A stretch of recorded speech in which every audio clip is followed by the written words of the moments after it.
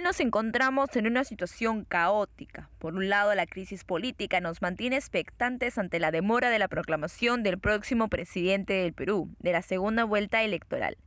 La pandemia y la economía decayente han puesto en jaque al Estado. La débil gestión, implementación y organización de los poderes del Estado nos pone en una situación de vulnerabilidad a gran parte de la población, sobre todo a las personas en situación de abandono. Hoy, a más de 25 años, recordamos a los militares que sirvieron al Perú en las zonas de emergencia entre los años 1980 y 2000, en una labor incansable por pacificar el país. En esos años, el Perú pasaba por una de sus épocas más oscuras tras un terrible gobierno del expresidente Alan García, mientras que el terrorismo en las zonas más alejadas de nuestro país parecía impregnarse sin poder hacer nada. El ejército del Perú se enfrentaban constantemente por erradicar a los grupos terroristas, el MRTA y Sendero Luminoso, que infundían terror a través del asesinato y la tortura. La época de los 90 fue donde el terrorismo empezó a actuar muy violentamente.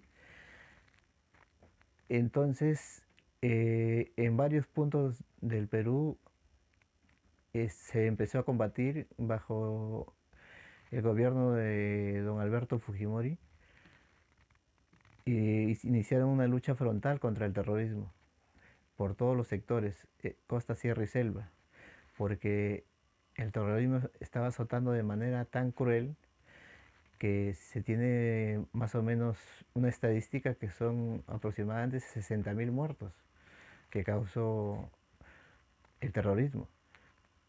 Entonces se combatió de una manera frontal.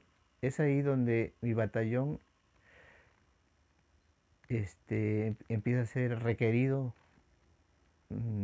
por los comandos conjuntos y nos solicitan nuestra presencia acá en Lima. Éramos del cuartel de Pimentel, Chiclayo, Lambayeque, la región Lambayeque, y nos decían que nos íbamos al Alto Guayaga, que nos íbamos a Ayacucho, que nos íbamos a la frontera con Tumbes, con el Ecuador, ¿no? Pero llegó una orden que tuvimos que llegar a la División de Fuerzas Especiales que está en Las Palmas, Chorrillos, ahí casi al costado de la Escuela Militar de Chorrillos, la Escuela de Oficiales, y donde ahí recibimos otro tipo de entrenamiento un poco más avanzado, en la Escuela de Comandos, para luego en adelante nos trasladamos al sur, entrando por Imperial, Cañete, Lunahuaná, Pacarán, llegamos al distrito de Zúñiga y nos instalamos ahí en ese distrito. Nos quedamos por unos 3 meses viviendo en un colegio, porque en este lugar, como en muchos lugares, volaron la comisaría, no encontramos comisaría, estaba destruida. Y los policías que estaban en el lugar estaban escondidos en una casa y cuando llegamos nosotros aparecieron para decirnos que ellos estaban en el lugar que pertenecían a esa comisaría. Y por ejemplo, las personas que habitaban ese lugar, cuando llegamos se sintieron muy felices, se sintieron protegidas. Y, y, y nos daba gusto poder apoyar a la población en recuperar emocionalmente lo que habían vivido. Pero también cuando nos retiramos del lugar empezaron a quedarse tristes porque pensaban que iba a volver el terrorismo. Pero gracias a Dios todo iba combatiéndose y reduciendo cada vez más a los grupos terroristas.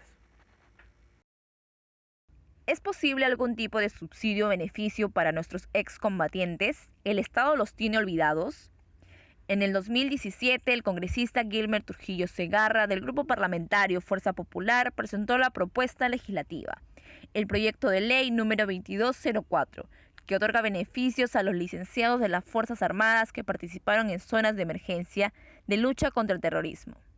incluyéndolos en el beneficio establecido en el artículo 10 de la Ley número 24053, de recibir una bonificación mensual equivalente a 3 remuneraciones mínimas vitales, y también atención médica psicológica gratuita, así como medicinas en todos los hospitales de las Fuerzas Armadas y Policía Nacional.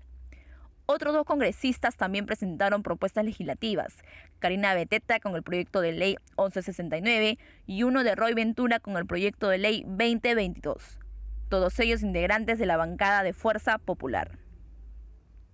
Esa ley integraba a todos los que participaron o combatieron el terrorismo en esa época, se consideren combatientes. Ese es el fin. Porque hay combatientes, por ejemplo, del CENEPA, en la frontera del Ecuador, muchos héroes ahí, como el capitán Juan Valer Sandoval, murieron, y otros soldados que dieron su vida, se les considera combatientes. Y todos los que participamos a nivel nacional contra la lucha del terrorismo también somos combatientes. Y muchos compañeros han quedado mutilados por una explosión de granadas, disparos a las piernas. Otros están inclusive en el Hospital Militar Central. Y así hay muchísimos soldados, y no solamente eso, sino soldados muertos, que normalmente a veces no quisiera hablar mal del ejército, por ejemplo, pero a veces se maneja un poco mal esas cosas. Por ejemplo, cuando algún soldado muere y no saben cómo explicar a la familia, simplemente dicen murió siendo un buen soldado, ¿no? Y eso le reconforta a la familia. Entonces lo que hemos quedado, algunos mutilados o con alguna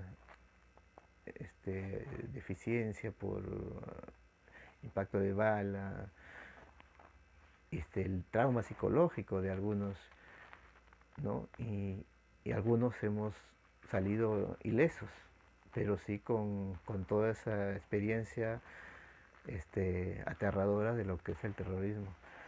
Incomprensiblemente, en su oportunidad, esta ley fue observada por el Ejecutivo sin sustento técnico alguno, negando así un gesto de gratitud del Estado a quienes arriesgaron su vida por la pacificación del país.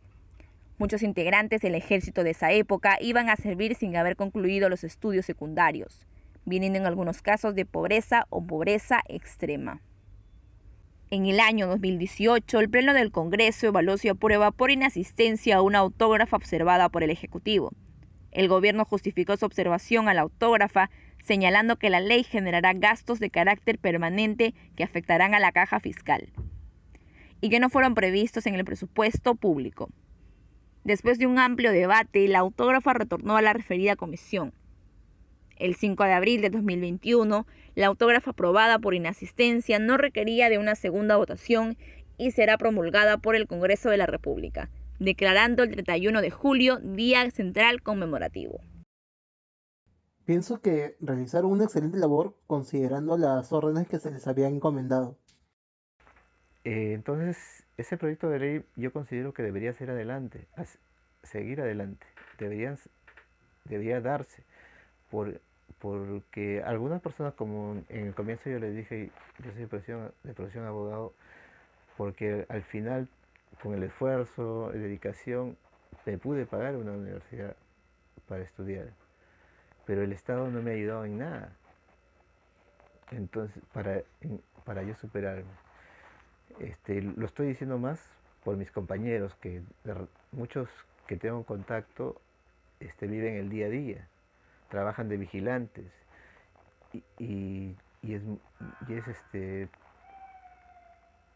ganar un sueldo mínimo con un poquito más para un combatiente que dio su vida por pacificar un país.